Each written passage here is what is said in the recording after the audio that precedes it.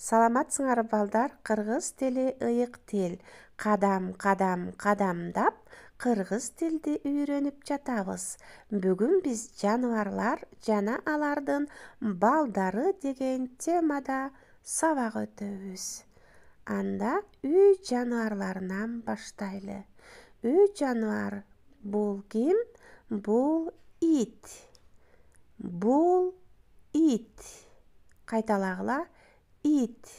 Бул менин итим. Ал эми иттин баласын эмне дешет кыргыздарда? Бул иттин кичинекей баласы. Күчүк. Кайталайбыз, күчүк. А бул кайсы жаныбар?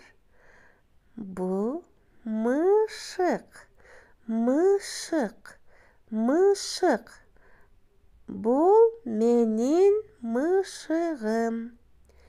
Демек, бул мышык экен. Ал эми мышыктын баласын эмне деп атайбыз? Мышыктын баласы кыргыздарда мый деп коет. Же болбосо бала мышык же мый. Кичинекей мый. Кийинки үй жаныбарыбыз тоок. Кайталагыла. Тоок. Бул тоок. Бул менин тоогум. Кой таң калып жатат. Кошуна бул эмне? Ал эми тоок эмне деп жооп берип жатат? Бул жөжө. Бул менин жөжөм. Жөжө. Тооктун жөжөсү.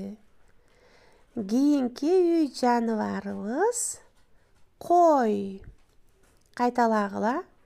Кой. Бул кой. Бул менин коюм. Бул кой. Бул менин коюм. Эми койдун баласын эмне дейт экен? Козу. Бул козу. Абдан жакшы балдар. Кийинки үй жаныбарыбыз уй. Бул уй. Бул менин уюм. Абдан жакшы. Уйдун баласын кыргыздарда музо дейт. Музо. Бул музо. Же кичине чоңоюп калганда торпок деп аташат. Музо, торпок. Абдан жакшы балдар. Үй тапшырма. Бул ат. Бул эчки. Аттын жана эчкинин баласын эмне деп атайбыз? Сурап келгиле. Жана мага жазгыла. Силер менен Гүзада эжекеңер болду. WhatsApp'та, Instagram'da, Facebook'ta, YouTube'da жана почтама жазып байланышалы. Жана TikTok'тогу жаныбарлар жөнүндө